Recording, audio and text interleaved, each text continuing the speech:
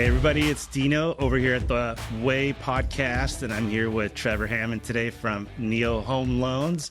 And before we get started, I just want to let you all know the point of this podcast is to equip, empower, and educate loan officers in the way lending should be done. And there is a lot of possible ways to do that, but I think the best way to do it is to learn from some of the masters in the industry.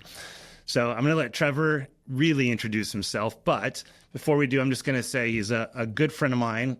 He's somebody that has done all of the milestones that are in the industry. He's crossed them all. He's achieved what I consider success in the industry. And he's not the typical loan officer per se, where he's all about the show. So I can tell you that what he does say, it's true. It's not embellishment after embellishment like a lot of the loan officers that are in this industry. So Trevor, welcome to the show. Thank you for coming on. Thanks, Dino. This is fun. Thanks for inviting me on. I'm honored, and hopefully we can bring some value to everybody who listens and watches. So let's start with introducing yourself and also telling us who you are today as a mortgage professional and personally. Got it.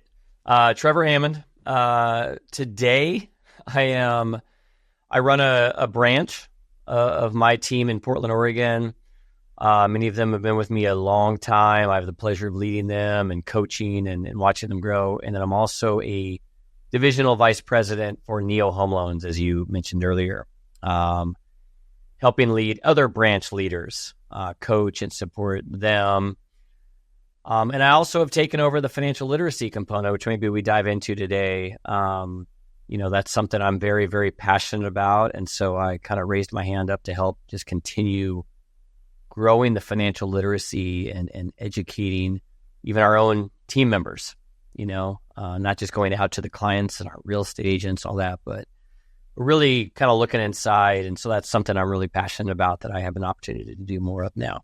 And before we dig into a lot of that stuff, I actually want to say, for those of you that have heard this before or will be as, Ethos Lending grows, about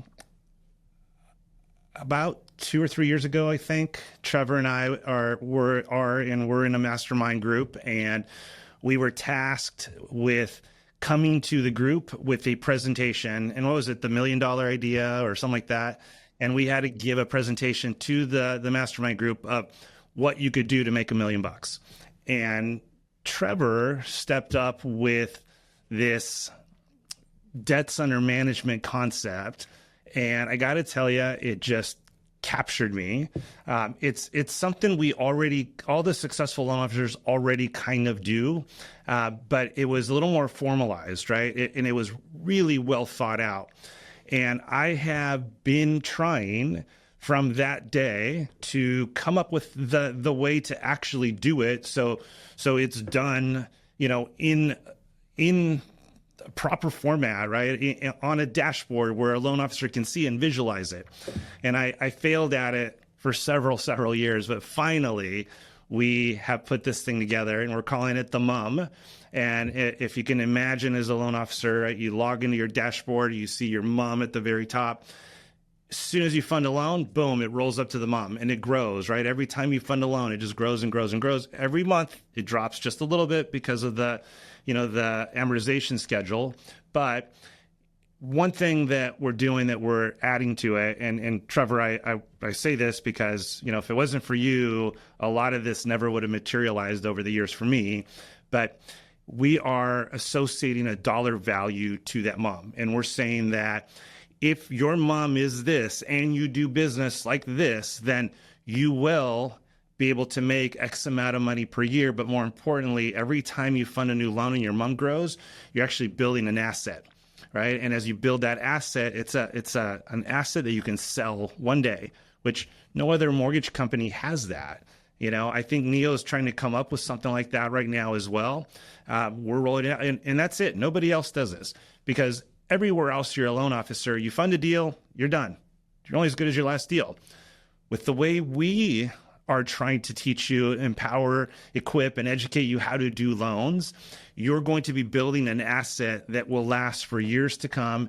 And one day when you want to retire, you sell it. You can actually be done. Or God forbid something happens to you, your family can benefit from all that hard work you did, right? I think that's just an amazing thing.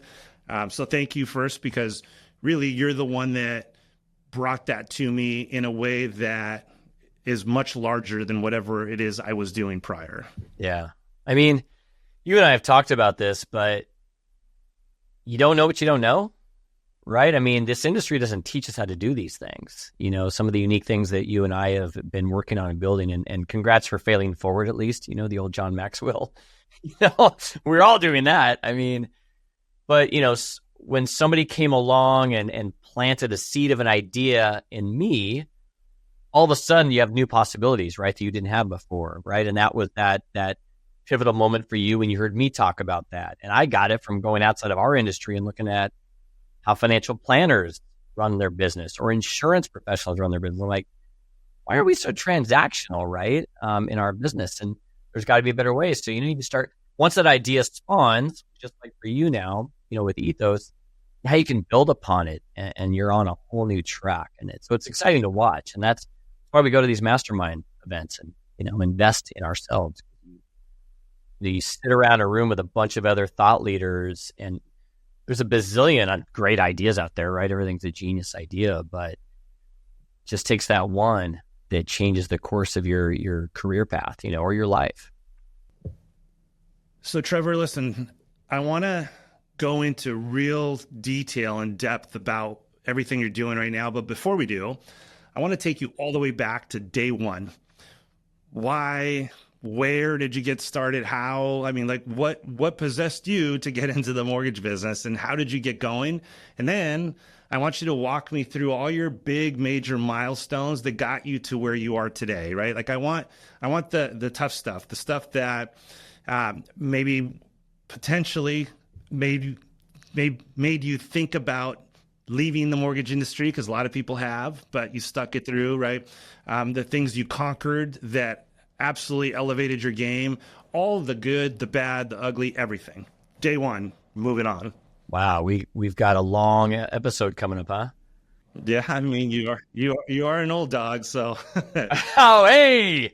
I think, you know, like everybody that I've ever met in this business, you fall into the business. You know, you don't go through school, and I did go to college, and I did like math and finance, so I ended up pursuing a finance degree. I get out, I get a job as what was called a financial analyst 2.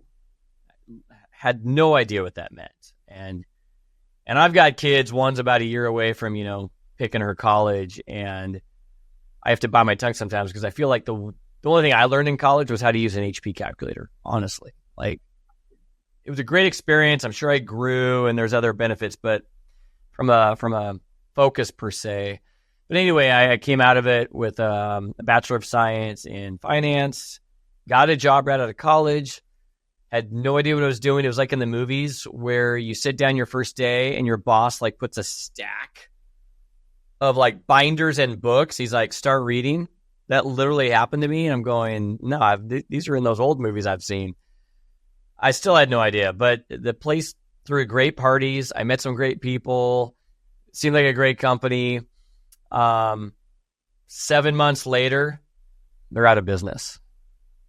So, what year was that? 98. Yeah. Okay, same year as me when I got in. Looking back, what I was doing, actually, it was a company that purchased subprime loans. I didn't even know what a mortgage was at that time.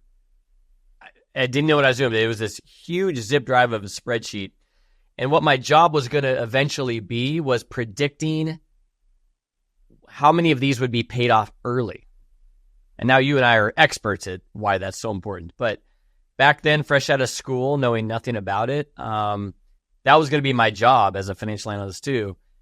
I didn't know the correlation of where I was about to, you know, go into. But I went back to my apartment that I shared with a buddy that I graduated with. He saw the look on my face. He's like, whoa. And he goes to the fridge. It literally grabs me a beer out of the fridge and just opens it and hands it to me. I'm like, thanks. And then long story short, he's like, you should talk to my friend in the mortgage business. She's crushing it. I'm like, huh? What? Mortgage business? I don't even know what that is, but sure. End up interviewing, hired on the spot as an assistant. Were the 125s big back then? Oh, yes. I became a pro with the 125s. My assistant role lasted for 2 months because in that first 60 days, I was so crystal clear, this is my career path. I just knew it immediately. It had this entrepreneurial ability, right? That you could, if I do great, I get paid great, right? If I do bad, I don't get paid at all. Something attracted me to that. Did that fin just like pop up and the shark come out and start taking down all the new loans coming in? No, that's funny actually. So one thing I learned, I know a lot of friends in the industry, so I won't go into too much detail on some of these stories, but I learned through that assistant position that I was really, really good at communicating with people. And then sometimes better than the person I was working with. Clients started just calling me because I would explain it in more simple terms. And I've gone on through maybe some stuff we'll get into that is simply my genius zone. That's a unique ability that I was just born with, and I didn't know how to articulate it back then as a young buck. But I had no idea how to get started. What I did is I would have this title rep every week get me the list of notice of defaults that were filed for whatever zip codes I gave her. I got it every week, and how sad is this? That stack was like this big every week.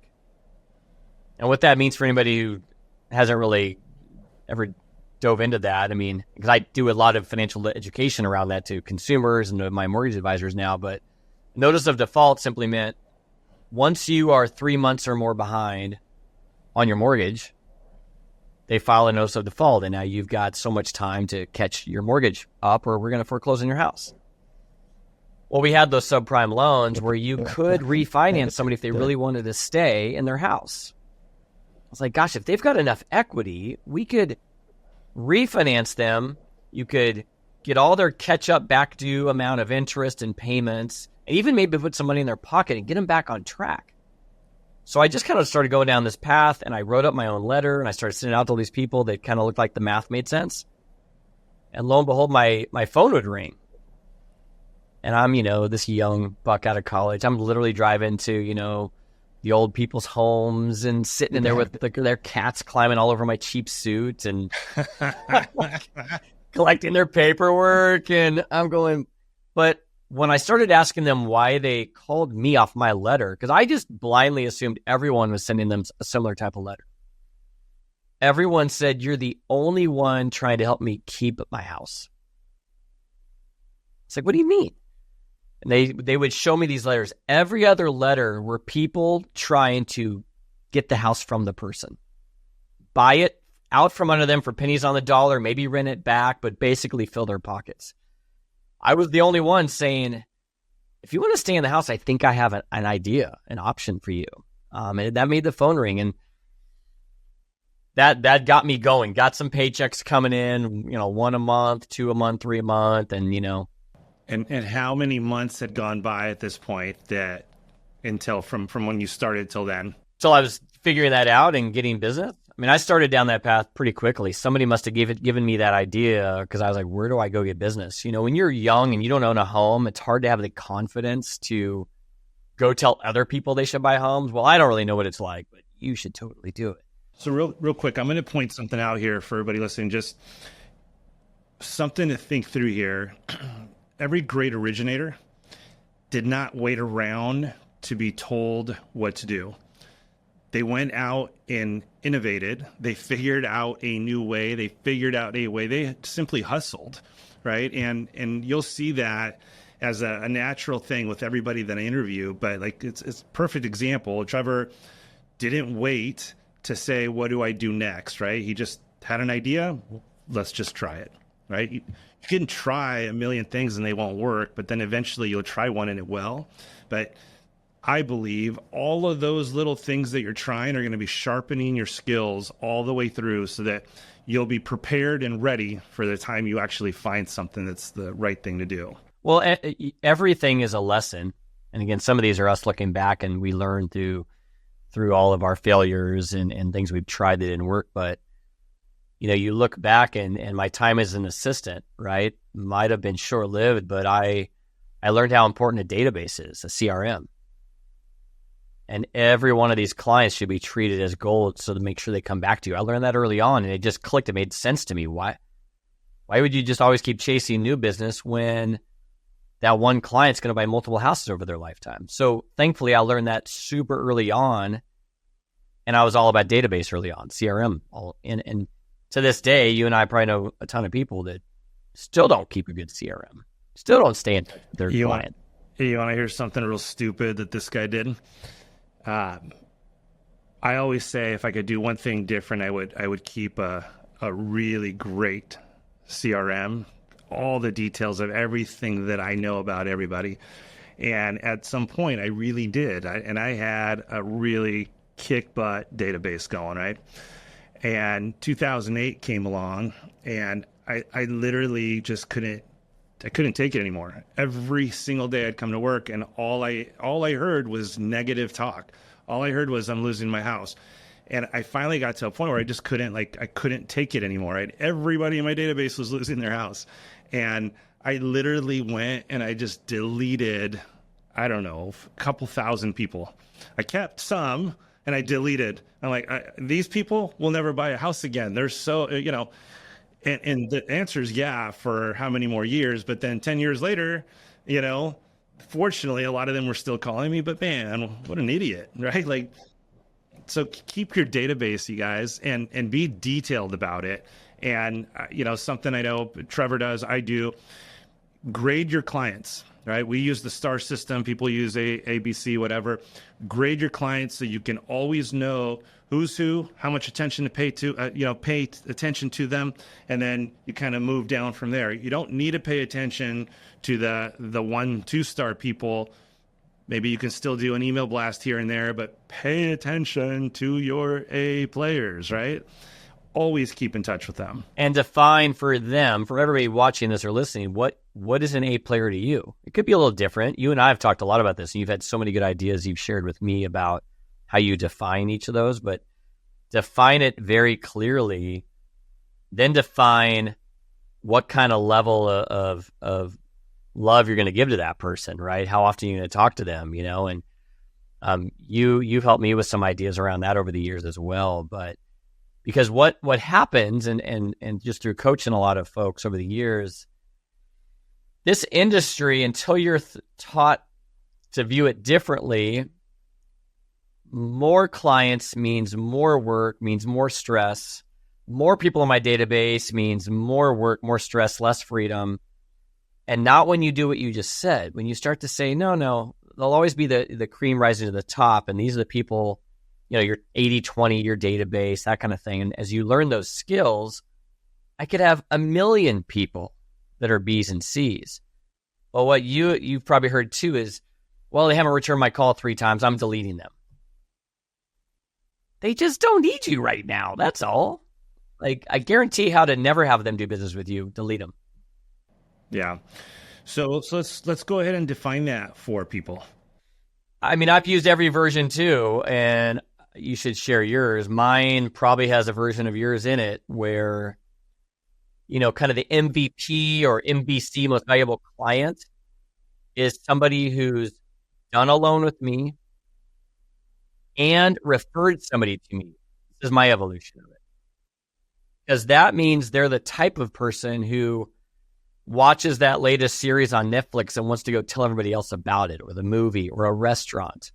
They have it built in. I want to treat those people differently. So I moved on from just the people who've done multiple loans with me Those are A clients, absolutely. Let's say whatever you want to call them. But if they also show they have a knack, because I've had thousands of clients I've helped that never tell anybody about me. They always come back to me, right? And it's just not in their DNA. Some people just don't do that. Right. So that's kind of where my delineation at the top is. That most valuable MVP or MBC, the first people that get the invite to upcoming events, the ones you're calling personally or sending them video texts on their birthdays, like I did for you. So like those are those people you want to just give so much love to, because if you're top of mind for them, they're just wired to tell other people about you. The A clients are the ones that have done multiple loans with me or, done business with me multiple times over multiple houses. And I'm going to love on them like crazy to make sure they're always coming back to me and not getting poached or taken by somebody else with a low offering. And no matter what kind of a relationship you think you have with your clients, if you don't keep in touch with them, they will get poached, right? I mean, if they don't hear from you, they're going to hear from somebody else. For me, I'll stop there on my end, but I think that's the hardest differentiation people have tried to come up with.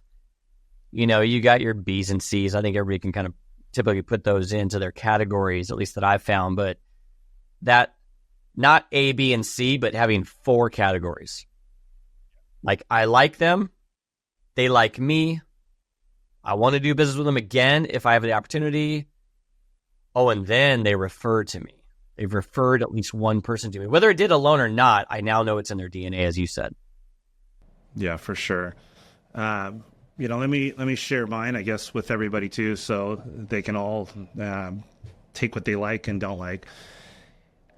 I converted to the star system just because, you get out of Uber, how many stars do you give somebody, right? Google, how many stars, Amazon, all that stuff. So, like all of them, 5 stars. Everybody starts as a 3. And the reason why is because I got kind of sick of, you fund and you make money, but it's not a 5-star just because you funded. It's not a 5-star just because you like the person, right? Like everybody's average. You start as a 3. I like you. I made money on you. You're a 3-star. If I don't like you, if we had nothing but problems with you, if you were really cheap and you were like giving us a hard time over a credit report, right? Or whatever it might be, then you get downgraded to a 2 or a 1, right? A 2, we'll still send some email blasts, but we're not going to really spend much time on them. A 1, my goodness, we're going to delete the email address so we can't even by mistake send them anything. And we'll keep them there just so we can remember that we don't ever want to do business with them, right? If you come back to us for a refinance, you get bumped to a 4-star. If we like you, we funded the deal the first time, right? Purchase, we like you, and you are a person of influence. Sergeant for the sheriff's department, right? HR director, VP of sales, whatever. Or somebody that posted about us on social media all the time about how much they liked us, 4-star, because they have influence, right? And they have the ability to. The only way to get to a 5-star is to refer us business. It's the only way. And then last year we added the covenant 6-star. and the 6-star is if you're a client and we've made $50,000 off of your referrals, right? Not you, but just your referrals, you become a 6-star. If you're a referral partner, realtor, for example, and we've made over $100,000 off of you, you get a 6-star. And you got to think about it in the way of like American Express is kind of the way I do it. A green card is the average person, right? You do a little bit better, you get yourself a gold card. You're a stud, you get yourself a platinum card. And when you're beyond that, you get the black card, right? And what does Amex do for their black card holders? Everything, whatever they want, it's theirs, right? And that's kind of how you have to look at it with your clients. If you have a black card holder, you gotta all in. Like, what is it that they like? I mean, if you've paid that much money on them and you know that they love the Lakers and the Lakers made the playoffs, get them some tickets, right? Do something incredible for them. Make that experience incredible. Except for the Laker part, that was beautiful. Yeah, I'm in Portland. I'm not a Laker fan, but Fair enough. Um, get your 6-star, your black card holder. Get them some umbrellas, right? If they live in Portland, because that's what you need over there. hey, Hey, Dino, I will tell you, I forgot though, but I borrowed that B philosophy from you. I hope everybody caught that. That to me, that's the biggest probably pivot people could make is you're not automatically a 5-star or an A client because you closed a loan. You have to earn it. That's the lesson there. And when you shared that with me, I after all these years in the business, rethought how I'm doing it with my own team and coaching them. Like, you're right. They're all going in as a B in my world since we weren't doing stars at that time. You're a B automatically, by default, a B. And here's what it would take to get to an A or an MVC as we started to rename it, most valuable clients. I love that part. I just want to make sure people heard that. Because yes, the black card stuff, there's those few people, but that B part is where everything starts. And it changed your whole mindset about how you're going to treat your database. yeah, and guys, if you think about it, and I don't know my stats on this, but I saw them before. American Express makes so much money on their black card holders that they really don't even need the rest. They would be just fine, right? So imagine if you started putting that much time into your black card holders, your top of the, cream of the crop clients. That's all you really need. You'd be just fine. Anyway, let's go back to you. You've now started taking some steps forward. You're getting some new clients. What's the first big obstacle you had to cross? A lot of times the obstacle is I'm getting busy and I got to figure out how to handle this business. I got to figure out how to have a little work-life balance. Were you married? You weren't married yet. You were just out of college. No, at this stage, the obstacle really that stands out is my company went under. And we had found out they were not doing well financially. They were literally taking our 401k contributions on paper and using them for other things. All this stuff happened. So the group I was with and I had to go find a new home, and we ended up with a bank, First Horizon. Actually, I went to this company called Alliance and then over to First Horizon. I'll fast forward through some of that. But that's where I really started to grow. The refinance boom started to hit. There was a mini refinance boom, 01, 02. Thankfully, I was well-versed on how to handle a CRM, and I grew my database like crazy. I was the young, hungry guy while everyone else was out golfing. I was the guy in the office taking every inbound call possible. I was like, where is everybody? And they were but some of them had already built their database up and had teams. I wasn't there, right? So I had to hustle. But I built up a huge database of folks, working for a bank that was servicing loans back in that day. This was, 22 years ago, roughly. Anyway, that was a great, great run. And then I got asked to start a company with a few partners of mine. We started Alpine Mortgage in January of 2003. Okay, so only 5 years. Which eventually, by the way, became Finance of America. So a lot of iterations that people don't realize, but the seedling of Finance of America was what I started with some great partners of mine in January of 2003. It's so long ago, I don't ever talk about it. But yeah, we started that, and it was a great group of leaders, really, really smart team members that saw that vision. And honestly, we were all going to leave the bank. And the vision for the company, so 2003, and I started at the end of 98. So I'm a whopping less than 4 years in the business, basically. And they want me to go help start a company. And so the vision was, we're going to get away from the bank, we're going to create our own thing, and we're going to go deeper with every client. We're going to be more valuable to every client, which kind of sounds, maybe I'm now saying, wow, look how full circle I've come. But we got it started, can only imagine how tough that was. I didn't know half of what I was doing. Thankfully, some of the other guys were much smarter than me in that way. But eventually what happened for me, and I can't speak for them, is the vision of the company changed. Suddenly my perception of it, they wanted to get bigger, much bigger. And it started to feel like what we just left. And this is, again, my interpretation. They're still friends of mine, and I know them in the industry. And I just had to make that decision, about 2.5 years in, I think I need to go a different path. And because I wanted that path of going deeper with the client, being more valuable, and really starting, I guess now in hindsight, changing the game a bit. I didn't like the way the mortgage game worked, probably from the get-go, where you're about a price and it's so transactional. I think I was already starting to have a sense of if this is really how it has to be, I may not be in this career path. That probably is a huge catalyst for everything I've then been building and figured out since then. I left in August of 2005 to go back and just run my own team. We had grown and brought on a lot of, other loan officers at the time.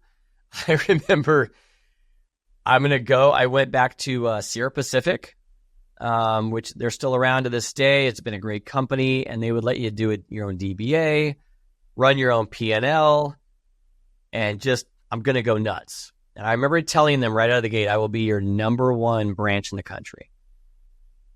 And they're like, oh, okay. And it took a while. I was getting those monthly calls you going to make any money? You going to make any money yet? It's coming. Trust me, I will be your number one branch in the country. How old were you at this point? In your 20s still? Yeah, I had we didn't get into the long path of college I had. I took time off, got back into it. Finally, it took me forever to finish college. I was on the Tommy Boy track of college. So I started in the business at 25, so I was not even quite 30, maybe 28, 29. And how were you even getting deals at this point? What was your main source of attraction or revenue? Realtors. And I started with financial advisors very early on. And I realized I was an educator at heart very early on.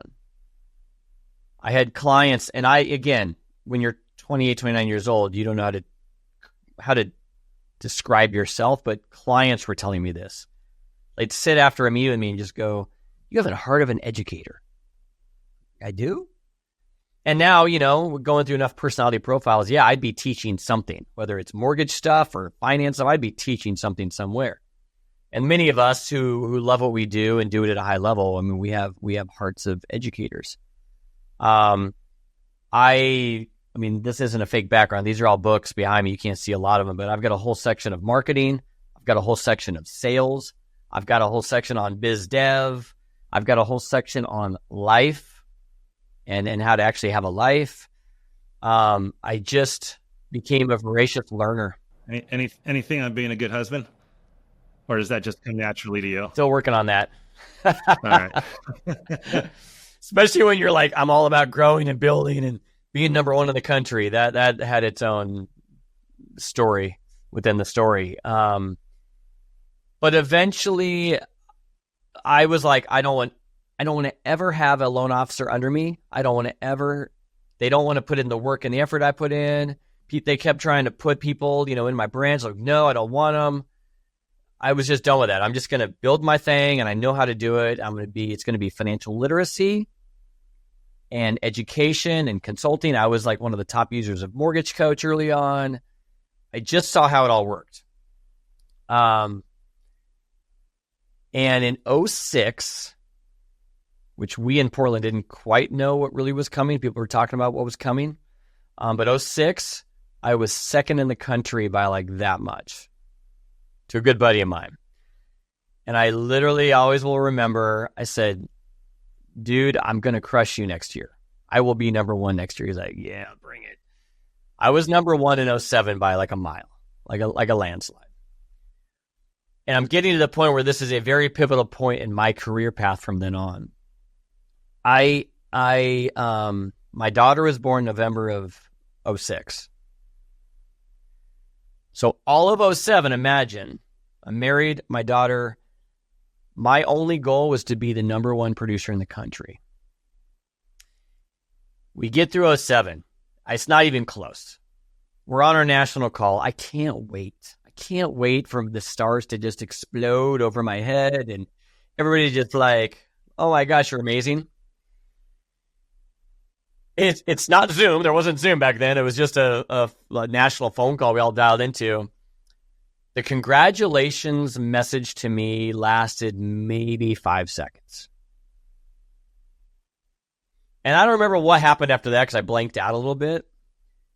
Probably something about ops, turn times, products, some stupid crap we all deal with and really spend too much time thinking about. And I just I remember this something just happened. I just said, seriously? That was what I did. Everything I just spent the last year plus doing just to get a 5-second acknowledgement. And really, you start to realize nobody cares. Nobody cares that I was number one. They care about themselves and their numbers. And I changed everything at that point. Like literally everything about the next chapter changed in my career path. So I'm going to pause just for 1 sec because there's a few things I heard there. And, for the typical loan officer, this is a little bit different, right? But Trevor accomplished something major and he wanted to be recognized. And that's not abnormal. Everybody wants that, right? Especially people in our field. So for any kind of like managers out there, leaders, right?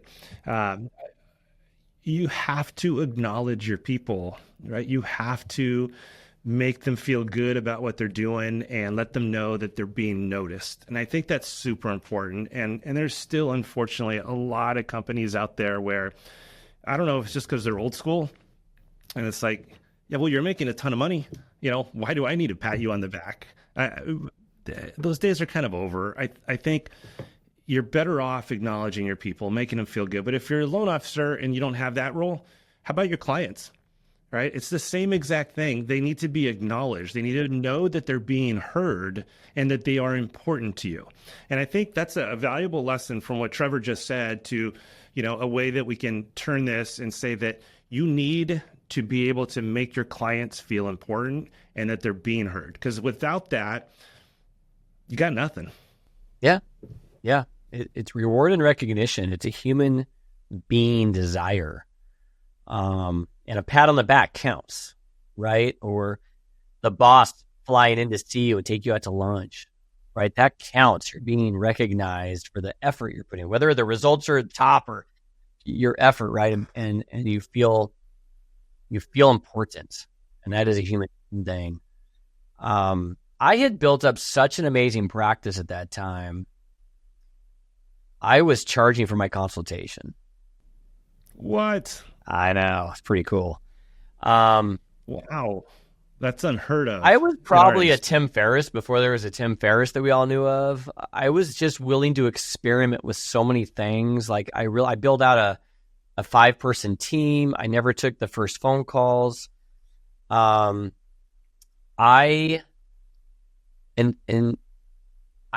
looked at our business and I couldn't believe the amount of value and heart, honestly, that I would pour into somebody for an hour on a consultation.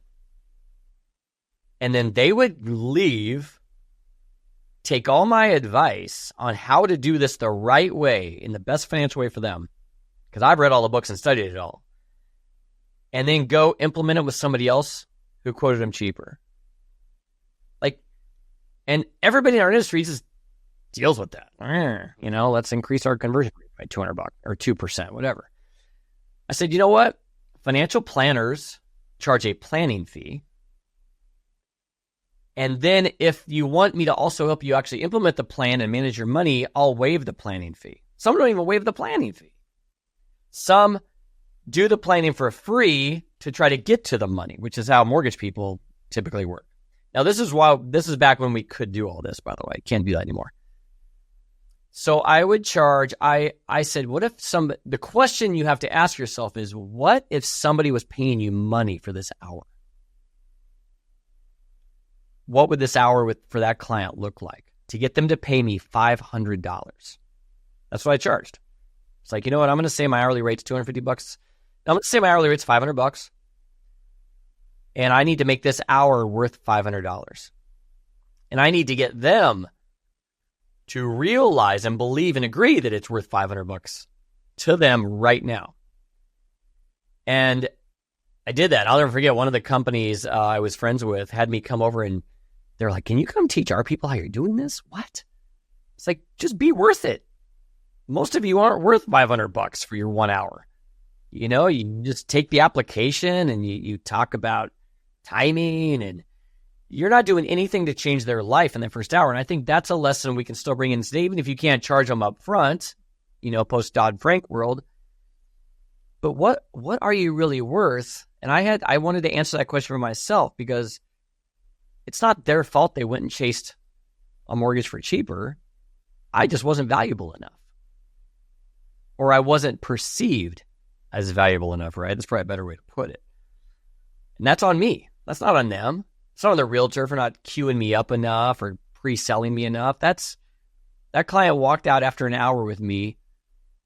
I thought I did everything I could, and they still didn't see why they should pay me more or whatever. I believe even the best of us will lose a few to a low rate or whatever it might be. But I hope you guys heard that, because if you don't take responsibility for what you give to the clients, right? If you can't give them enough value to be worth your time, or their time, I should say, then really, what have you given them? What have you done as a professional to better their lives?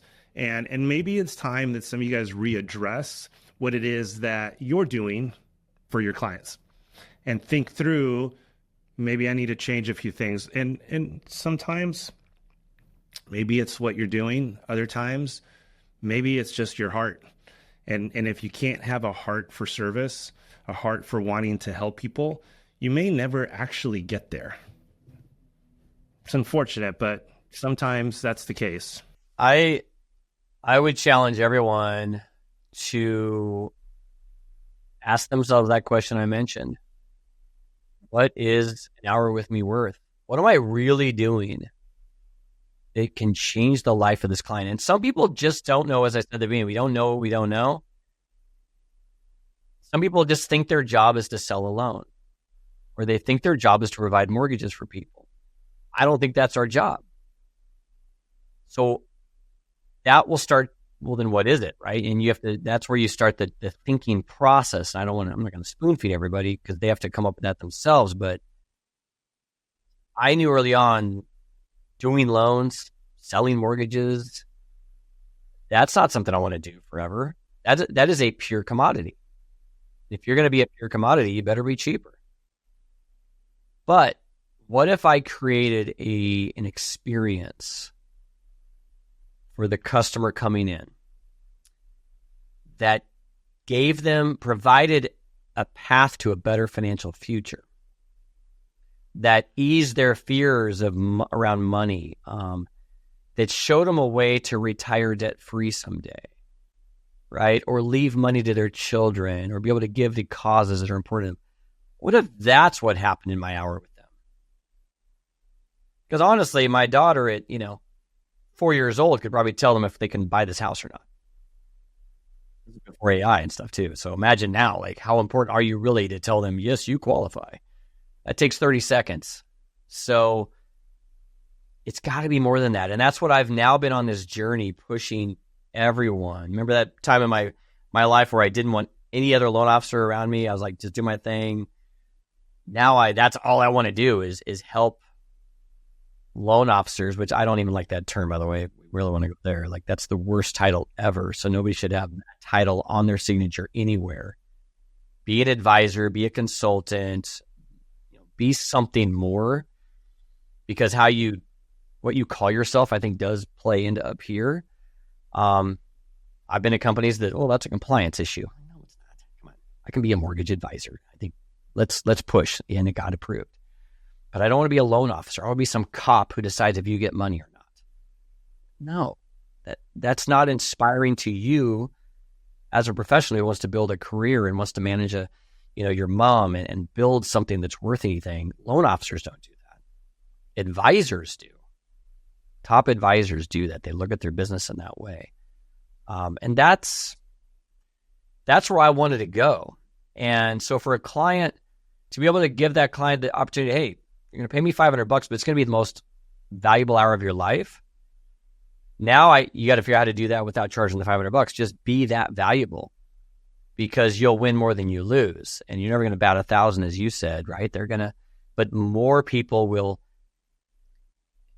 I guess I don't want to go down too many tangents for you, but it's this. Most people in our industry, most people in sales look at that client as a singular opportunity. You have to look at every client as a gateway opportunity. And the best of the best, that's what you do. Just because they're ready to go with you and they're 100% committed with you in the first 10 minutes, the rest of that 50 minutes is to give them so much that they can't wait to go tell all their friends about it. Their family members, their coworkers in the cubicle next to them. That's the rest of that hour. And empower them far beyond this mortgage, right? And give them tools to equip them to be successful. You do those things, more clients are always going to say yes to you and be your 5-star type of clients. So when did that shift happen for you when you started becoming more of a educator? I know you always kind of did, and that's how you grew up, but you really did take a step back and decide you wanted to no longer produce, and you went fully into leadership, right? To help empower, equip, and educate other mortgage advisors. After I was number one in 2007 for my company, then 2008 came along. Ego made me prove I could get through that as an originator. To be totally honest, transparent, I was burnt out. And I freely tell all my friends in the business who are burnt out right now. I've been burnt out several times, and you mentioned that at the beginning of our conversation. You want to hear those? I've had more than enough burnout time where I'm ready to get out. So I got through to 2009, but had to obviously let a lot of my team members go, down to my best friend, who was like basically what we call today a production partner. I remember calling him in my office, and he's like, "Yeah, I know." What? Well, it's just him and I in a big office. He knew. And we're best friends to this day. He's amazing. But I was burnt. I had done so many mortgages at that point. I had experienced so many things. What happened 2008 on, I said, while I was still originating, I said, you know what? I'm done working weekends. And people around me were like, good luck with that, because people need pre-approval letters on weekends. I go, I'm going to figure it out. Because the difference is they need a pre-approval letter. You're the one saying you need to be the one to give them the pre-approval letter, right? You start dissecting these things.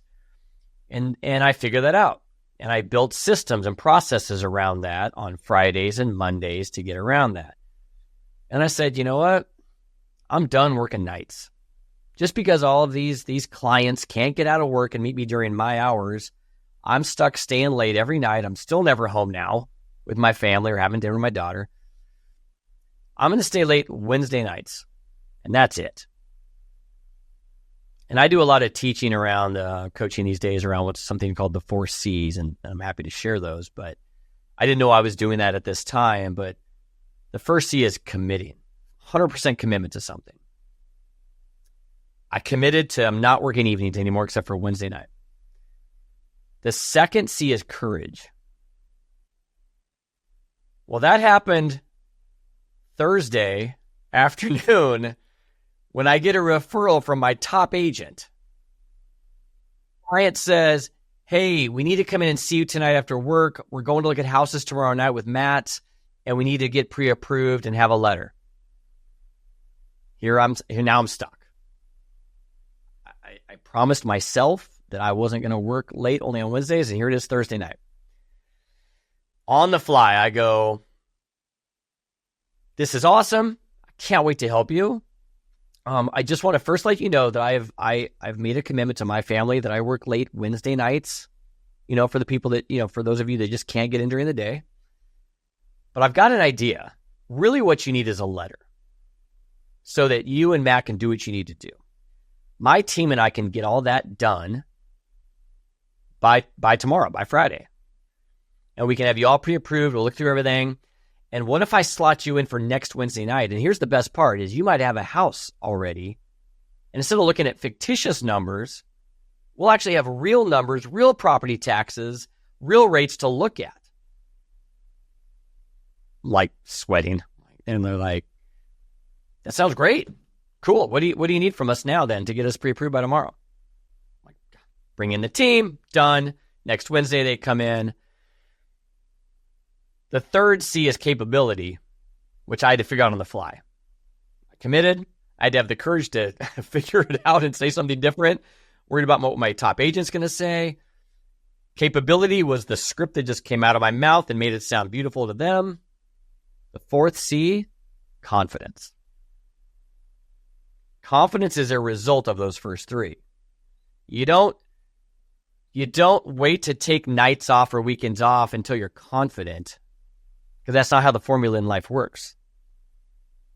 Confidence comes as a result of those first three. And that's where most people have it backwards, that I was fortunate enough to learn early on. And when the client said, sounds great, they were pre-approved, they went actually and got a house, my realtor's happy, they're coming in excited the next week. Confidence. Watch, rinse, repeat. So I got to say, I still remember I got a meeting with a real estate group. There was, I think, five realtors in there.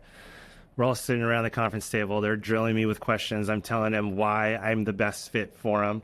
And then, of course, that one realtor says, are you available on the weekends? And I had to have the confidence, but I did. I said, I'm not. I do have team members every once in a while that can pick up in case of an emergency. But the way I look at it is we're at the office, some portion of the team, from 7 a.m. to 7 p.m., Monday through Friday. If we can't get an approval done during those times, I don't know why it's so important. And keep in mind, this was past the old days of husband and wife get all dressed up on Saturday, go walk in an open house, feel like, oh my gosh, honey, I love this place. Let's go talk to the realtor, right? And let's write up an offer right now. And then you get your 17-day contingencies. It was like, no, you need your pre-approval letter to even make an offer, right? Like, nobody goes and walks into an open house on a Saturday and says, I want this. And if you're a realtor that even accepts people like that, like, you got to slow it down, right? Like, the realtor needs to have a little confidence in themselves too. If you want that random loan officer that's willing to work on Saturday night at 9 o'clock, chances are he's not even that good. Bottom line, right? So have enough confidence in yourself. What was the response from these agents? Yeah, so that one agent struggled with it, and you could see it in her face. The top agent, like the leader of that group, was, that makes sense to me. That's what he said. And, she never gave me anything. And at the time, we didn't have the software to know what kind of volume they did. But she didn't do any business anyway. So who cares, right? The one that did gave me business, and the one that did was just fine with respecting the fact that I'm not going to be available on Saturday night. It's like, you give us a loan, by tomorrow morning, by 10 a.m., we'll have it done for you, right? But on the weekend, it's not going to matter. And finally, I'm like, listen, if you need to make an offer, make an offer, right? By the time you even get a response back, I'll have your approval done. If it doesn't work, withdraw it. What can I tell you, right? If it's really that important, just make the offer. I'll get it done before you even negotiate the contract. Anyway, so moving on. That's the 4 C's though, man. Like, you committed to not being available weekends before you went into that meeting. You then at the meeting had the courage to tell somebody you're hoping to get business with and build a partnership with that the no word. No, I'm not, because you could have caved right there and said, okay, for these people, I'm going to say yes. Capability was how you explain to them your views of it and how it can still solve all their needs and problems. Confidence is the main guy saying, I get it, right? And sending you business eventually, that kind of thing. Those are the 4 C's. Like once you know them, you see them working in every aspect. So there's a lot of the newer people won't know this guy, but there's a real old dog coach in the business. His name was Joe Stump. He went by referral only. That was his company. And I got lucky enough to go to his seminar, I think my second year in the business. And I learned a lot from it. And I went to one of those free seminars. He hooked me. Then I went to Palm Springs for 3 days. I paid like $1,000, which was just a fortune back then, right? But I still remember one thing that I never forgot, and I stuck to it really early on. And he said, all you realtors and mortgage lenders out there that love to advertise, I'm open 24 hours a day, 7 days a week, 365 days a year. He goes, let me tell you exactly what that looks like to somebody.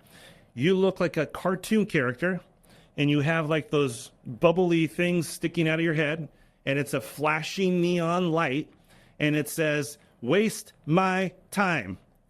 Because that's what you look like when you tell people that. A CPA, financial planner, an attorney, they will never do that. Why? Because they are professionals, and they are treated like professionals because they charge people and because they give enough value to people, right? So stop downgrading yourself, upgrade yourself. Take Trevor's advice early on when he said he had to realize, what am I giving to people to be worth their time, right? Like, do that and give them the best, but don't degrade yourself by working Saturday night at 9 o'clock. You're not doing anybody any favors. Elevate who you are as a person, elevate your game as a professional, and believe it or not, your business will follow. Do you agree, Trevor? 100%. Yeah, I have a saying that I learned a long time ago too that I always use. I shared with my team this morning: grow yourself and your business will be forced to catch up. Just keep growing yourself, getting better, learning, constantly learning from everything you can. And as you get better, your business will catch up with you. It has to. So let's go on from there. I think somewhere between then and now, you wrote a book. You really got into coaching. That became a big thing of yours. You stopped producing. You became just 100% leader, coach. Tell me how and why did you go there? It was really just a shift of coaching consumers, somewhat coaching my real estate agents, to coaching mortgage colleagues and friends.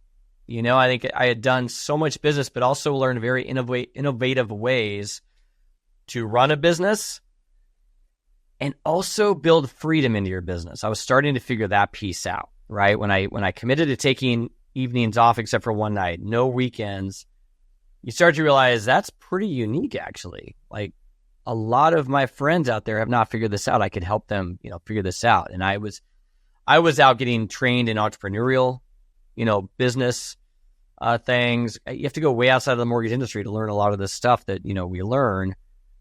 And so I shifted, and I had to, keep originating here and there depending on the ebbs and flows of the market. But that was the path I was going to. So really fast forward all, 2013, I had a division or a regional role that I did not like those titles and those responsibilities at all. The corporate world, I still keep saying I'm going to say no to those. And then here I am as a DVP. So it is different now. But I was like, what do I want to do when I grow up? This is 2013. So I've already been in the business 15 years almost. So I'm like, what do I want to do when I grow up? I want to go back to running my own branch, because I'm fast forwarding to do a lot of leadership and just coaching stuff. And I'm going to build it on two things. financial literacy, and being a coach to my mortgage professionals. Like, rather than pay for outside coaching, you are going to get it from me because that's just what I do.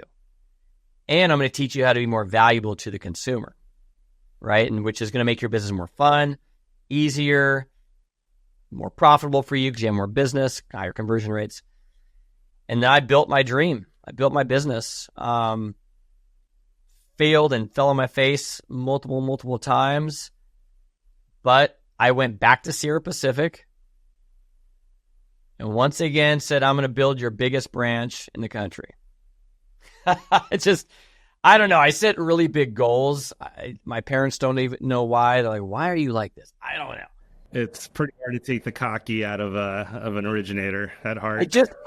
It has to drive me. I've got it. If I'm going to do anything, I need to do it like really, really good because that's my barometer. I think it's not, especially nowadays, that I don't have a lot of arrogance. I think it's more what drives me, and then go build it. It's kind of like, gosh, what if I could charge $500 for a consultation?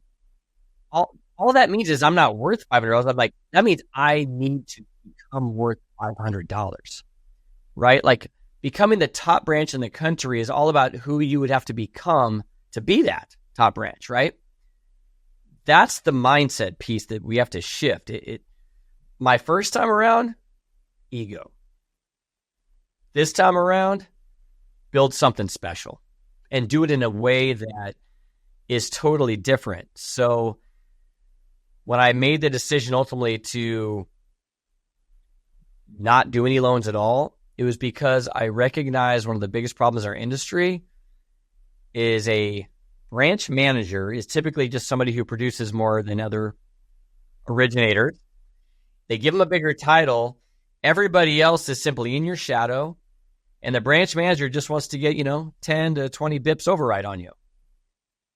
There's nobody in that structure in our industry that is then focused on all of those other originators who want to be the branch manager someday. So when I decided and had the first C, commit, second C, courage, to once and for all not produce, and I knew at this time it was going to be this was it. I'm never going back type of thing. And any business I get that comes my way through my efforts, my marketing, putting on events, speaking, I'm going to hand to my people. It started to change everything because now when you go recruit, you're like, look, I'll host events with you and I don't want the loans. You're the hero, right? I will go on realtor meetings with you and guess what? I don't want their loans. You're going to get the loans, but I'm going to help you be a rock star. Changes the whole dynamic when you can go to your people and say, I want you to be more successful than me. Like you just flip the whole thing upside down, right? So I built that from 2013 clear up until May of 2022. Build it up to, at that time we had 26 people, doing, over $300 million. None from me. That was the most special part that was so unique in our industry. Like there was plenty of other branches that do that, but the leader is doing the big chunk of that. I was able to say, look what I've built, and I'm doing none of it. It's all my peeps, all these amazing mortgage professionals who are doing it at a very high level. They're all about education. They're teaching people things about money that most people in our industry don't even know themselves personally. And it was really great. Now I just took my loan coordinator's been with me for 10 years now. And I just took her out to lunch yesterday. And we were reminiscing about all the people that I hired that came and went. I've hired so many of the wrong people to get there. So if you want to hear failures, I could write a whole book on the failure piece. So that some of this all sounds glorious on the surface, but you know darn well how much work goes into that. Looking back, like, why in the world did I think that person was a good idea? What was I thinking?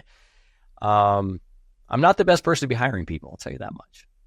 So, because I see the best, they can all be great, and that's how I'm wired. So let me ask you a question.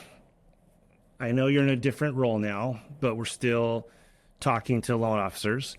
And I think that one thing you said I think is valuable for loan officers. Don't go work for a branch where the branch manager really cares more about his production than yours.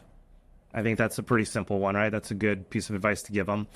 But what I want to know is if you had to put your originator hat back on and I took you and randomly dropped you off somewhere in the United States where you don't know anybody, what would you do? How would you become a top originator again? Easy, first of all. Let's bring it. Let's go. I've just been a student of this. And by the way, one of these days, I really want to see like the top 5 loan officers in the country be dropped off somewhere and go do it. Like, let's see, a total reality show. Yeah, it'd be fun. Anyways, what would you do? I would start putting on events right away. I've got events that content and events that completely change how people look at real estate finance, mortgage finance. And I can do it in a way. Are these live events or virtual events? Well, nowadays I do both. But one-to-many leads to the one-to-one. And so many people aren't doing that well enough. And trust me, I have hosted plenty of events where there's nobody that shows up. I've failed again many, many times. And you realize, okay, my marketing sucked. My message wasn't right. I was marketing to the wrong people. Nobody cares about this topic. Like for me, shoot me if I ever host an event that has a panel of appraisers. And everybody loves to do that. Like, I will never do that. I don't care about that stuff. I know it's important in our industry, and I've got people on my team that do it, and they fill up a room. Like, who wants to sit around for 2 hours and listen to a bunch of appraisers talk about their process of appraising a house? Again, find what works for you, but the formula works. One-to-many, partner up with a title company, if that's what helps. So you can offer CE if that's what helps you. Fill up a room. My magic number was 20 every time. 20 was the size of a room where nobody can really hide and not engage, but also it feels full enough, right, for a real conversation to happen. And I know that the psychology of you being in front of a room positions you as an expert, right, a subject matter expert, no matter what you're talking about. Could be fixing the toilet, it doesn't matter. Like, you're in front of an audience, you are now perceived that way. But then teach them things that move them forward. And then the one-to-many leads to the one-to-ones. There is always going to be a handful of people that want to go meet with you one-on-one. Their lender hasn't taught them that. Wow, I've never even thought of it that way. I never realized that really, in theory, home equity has no rate of return. The only real growth I make with my real estate is the value of the house going up. I don't make more money by paying it down faster. What are you talking about? So I would drop in any market, start giving classes to real estate agents. I'd go teach financial planners. So I do groups of financial planners, and they get one-on-one meetings with them, because everything that I do, and probably you do as well, what we have to realize is we do things that make financial planners money. And if we're about to refinance, and this is where sometimes we need to help our fellow originators out there just connect the dots and get better at explaining that to people, articulating that. But in 2020 and 2021, how much cash flow did we free up for thousands and thousands and thousands of families across this country? What percentage of those people did that mortgage professional then go sit down with a financial planner to put that money to work for them? So if you can articulate, which I've gotten good at because I've just been practicing for so long, how partnering with me as a financial advisor will be probably the best thing their business could ever do. And in return, having every one of your clients talk to me, who talks like you as a financial advisor, you'll never look back. Then I'd have one-to-ones, which we're all trained on the high trust interview and really making core values connections.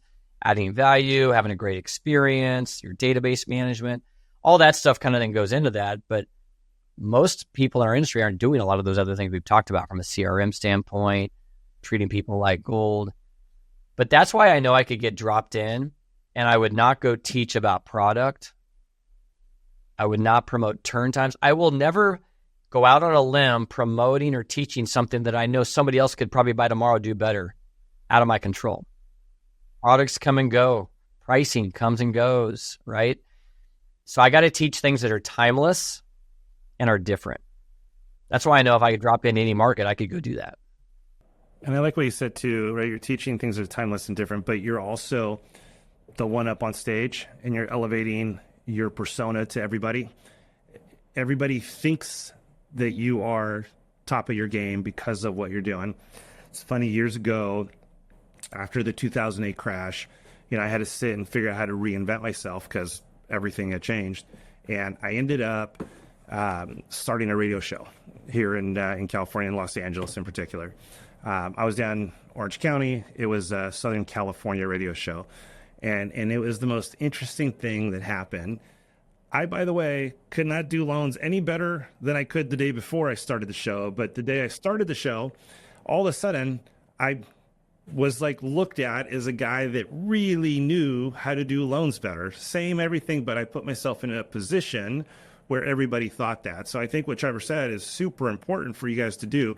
Figure out how to always put yourselves in an environment that you guys look like the professional, right? And again, going back to that neon flashing red sign, be the professional. If you want to look like one, you got to be like one too, right? All of it. It works. Dress the part if you need to. Don't look at me now. I wear shorts and t-shirts every day, but I've earned it. And it's SoCal, right? In the beginning, I was suited up every day, but that was also way back then.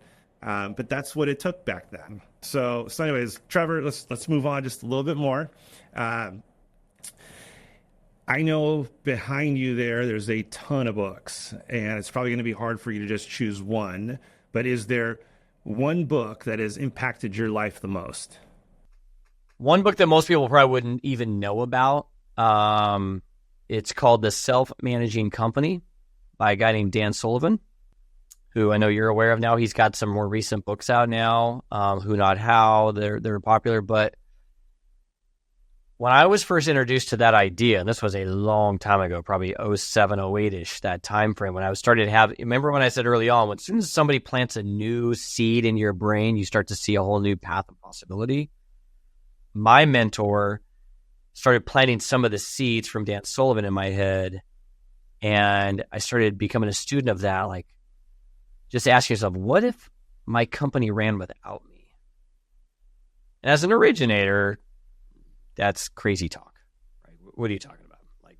Most in our industry are nope, I need to do the pre-approval letters myself. I've got to look at the income myself. I got to collect paperwork myself. I got to make all the update calls. You're not growing a business there. You're just an operator in the business. So this idea was fascinating to me. And so I've read, it's right here because I was actually teaching some things on it earlier. You can go online, order this. I think you can download it, the PDF on their website if you go to, I think, strategiccoach.com.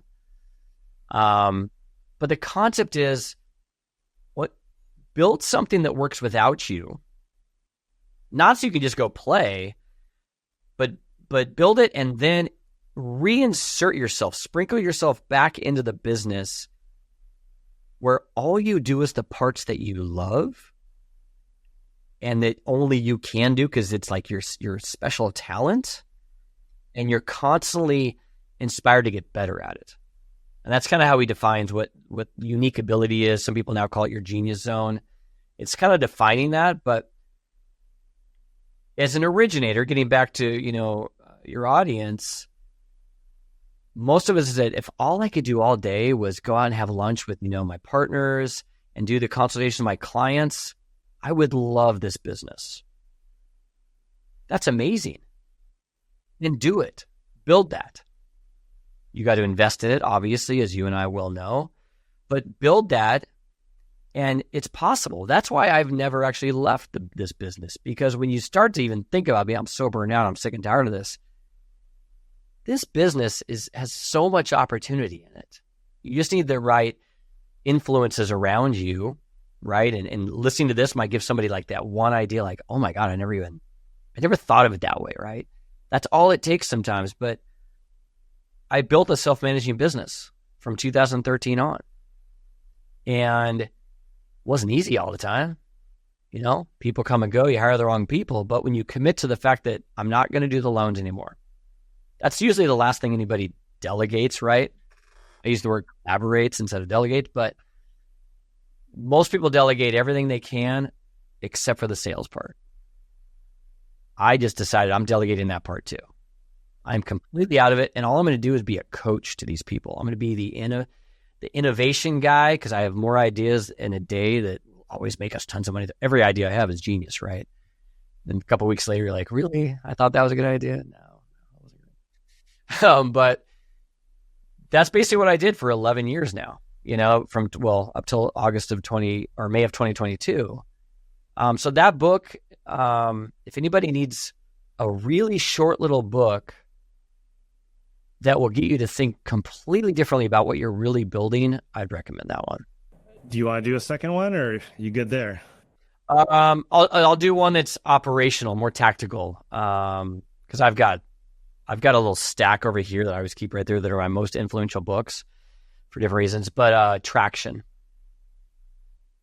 Yeah, I know you know it. If you want a how-to book, because some are kind of philosophical, you know, idea books, and then you find those how-to books sometimes. Traction, the EOS model of how to run a business and how to actually run it in a way you can scale it. I've got so many sticky tabs in that book, and I read it so many times over and over. But yeah, Traction. And I would say to a loan officer, don't think that your origination business isn't a business. It really is. Whether you're working for a bank, a broker, it doesn't matter. It's your personal business, unless you're a lead gen guy, right? And then you step in, you accept the leads. Okay, you don't really have a business. That's their business. But if you're an originator and you're generating your own referrals, you have a business, and you need to treat it like one. And I'd say that's one of the biggest mistakes that originators and realtors make. They don't treat it like a real business, right? And they don't educate themselves on how to run a business. And I think they oftentimes, out of sheer like just willpower and hard work, they see some success. But, you know, we know now there are so many little things you can do. Number one, to have yourself a little better work-life balance so you don't kill yourself. Number two, how to invest properly with the money that you're making so that you can have something later, because our business does sometimes just die, right? And you got to think through that ahead of time, right? There's a lot of things there that our goal here with this podcast is, you know, to empower, equip, and educate. So all of those things, they encompass quite a few traits that you need to learn if you want to be successful. But at the end of the day, it is a balance of all of these things that's going to help make you successful. And don't think that just because your numbers are good, you're successful. You're not. You just do a lot of loans, but that's not necessarily successful. And you may not even know it yet because you're still on your high of being the number one originator in the nation, like Trevor was in 2007. And it got him nowhere other than realizing that that's not what he wanted. So, Trevor, next question. Quote. Is there a quote that has impacted your life, changed your life even? I'll give you two. One I've already shared, but it's one we've all heard. But help enough others get what they want, you'll always get what you want. And I think that's what we do. But it's keeping that lens, you know, on your face tight. Like, if you help enough clients get what they truly want, and I don't believe that's just the house or the mortgage. I think they want financial peace of mind. They want security. They want confidence with their money. money is this common language that we all have. Everywhere in our society, money is the common language. Help people with that, because that's what they really want. They don't know a mortgage dude or dudette's going to be the one to talk about that stuff with them. Be that person and help them get what they want. And when they keep referring all their friends coming back to you, you're getting what you want, right? And the same with your real estate agents or other partners you develop in the financial world. The other one's the one I already said that I always come back to. Grow yourself and your business will be forced to catch up. Never stop learning and growing. It's what human beings are wired to do. And I think a lot of people just stop. We know the percentage of people that actually read books or read more than the first, few pages of a book. We have Audible now, right? Audible, like I've almost had to go like, I need more fiction in my life because I can't keep consuming so much. And now I'm, getting so old in this business. I'm like, when people tell me I've got 30 books I want to read this year, I'm like, I'm down. I'd like to read one new book this year. If I just keep implementing the stuff from the other 500 books I've read, I'll probably be okay. So just keep growing ourselves, right? Through coaching, through listening to these, reading, just, beyond the mortgage stuff, life, money, just be more valuable to others. Yeah. Earlier you mentioned ego. I got, I think a big question here. Who's a better pickleball player, you or your wife? Oh, geez, I mean, this guy. Oh, come on. I'm gonna clip that and send it to her right there. Oh, yeah. Well, I'm heading there in about a half hour, man. I got pickleball on my mind. I know. He warned me this can't go too long because he's got a pickleball game today.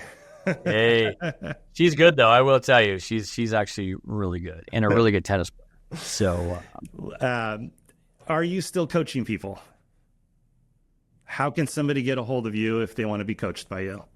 Well, obviously I coach people within my company at Neo. That's kind of my value. I mean, I can't not, right? The people that work for me now, but, I think the best way these days, I'm not taking on one-on-one clients or anything right now, but I was coaching professionally for Todd Duncan for quite a while. I was coaching through our elite group. I'm coaching right now, through Borrow Smart University. And it's amazing. But it's all about the financial literacy that I speak of. And so I get an opportunity 2 to 3 times a month. People could reach out to me. I don't know if you're going to give them my contact information, but tell everybody how to follow you. We'll have it all in the show notes, but tell people right now. Yeah, I mean, LinkedIn. Go find me on LinkedIn. I post a lot of my thoughts and things I think will help my mortgage community on LinkedIn. It's probably the best business way to go. You'll post the rest, but if you go to borrowsmartuniversity.com, it's my two passions are coming together basically. Grow your financial literacy and be more valuable to your consumer. Learn things about money and finance for you and your family to be better off as a mortgage professional. But then in turn, through that, you're going to become more valuable to all of your clients and all your agents. Like the classes I would go give if you drop me into a new marketplace and not knowing anybody are out of that stuff, that content. And I let people go into that. If they go into that, then I go coach them because it keeps kind of everything congruent.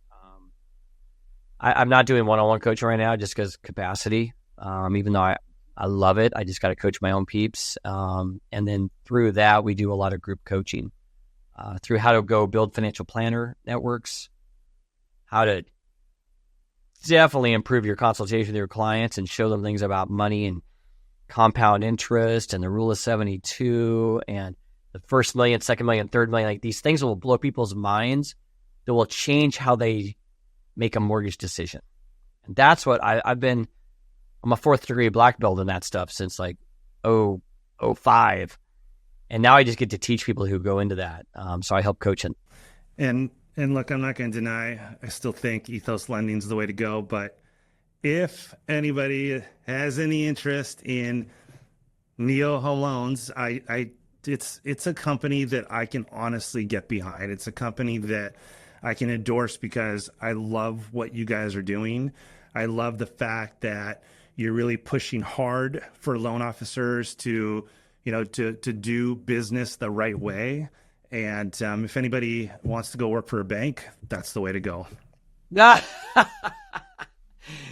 all about fit, man. It's all about fit. We're not the right fit for a lot of people. Your company won't be the right fit for, but this is all about, and that's what everybody needs to think about is this the right fit for me where I'm at right now and where I want to go? And that was a big one for me when I moved my whole team over to Neo. The first thing that has to happen, I have to start to realize where I'm at now, where I've been for a long time, is just no longer the right fit for me and my team.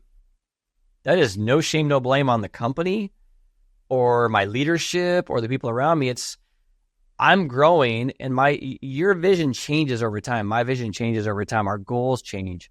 The situation changes. And I think we carry so much guilt in this industry. And every time I've moved or been forced to move companies because they've gone belly up or something, it's been an incredible learning opportunity, right? If you understand the dynamic, the formula of the only path to growth is through change, that includes companies. That includes when a company changes around you, right? The mergers and acquisitions, it forces you to relook at things and change. So it doesn't have to be a bad thing. And a lot of people, I know the last couple of years, we're not out of it yet, are dealing with that in our industry. All of our friends out there, learn to embrace change. Change is awesome. Oh, my cheese is getting moved again. Awesome. What do I now have a chance to do differently or better this time around? So when I moved over to Neo, tons of change. That was hard, right? But it was about the right fit and where I was today and where I want to be 5 to 10 years from now. And I think a lot of people need to look at that out there in the industry. I mean, I came into this call not ready to talk about our company, but it's more about we need to help all of our colleagues. There's a lot of good companies out there around the country. There is a severe lack of leadership in this country, in our business. Horrible leadership. As we said, there's a lot of people who are in a leadership position who really aren't lifting those around them. There's a lot of people just simply selling piles of debt to consumers and doing nothing to help that consumer be more successful with their life, their money. Those are the problems we got to fix. And it's going to take multiple companies to get together to really fix that, because that is not what some of the big marketing firms in our industry promote. They're doing big ads during Super Bowls, and it's a click button, get mortgage, stay stupid. We have to, we're fighting that. Honestly, that's like a mantra we have. And that's why I don't like the term loan officer. Start right there. Do not call yourself a loan officer, because loan officers just decide whether people get debt or not. That's nothing that helps society. So don't call yourself a loan officer. Give yourself some business working hours and respect your time and yourself. Trevor Hammond, Neo Home Loans, personal friend, coach, somebody I respect greatly. Thank you so much for coming on.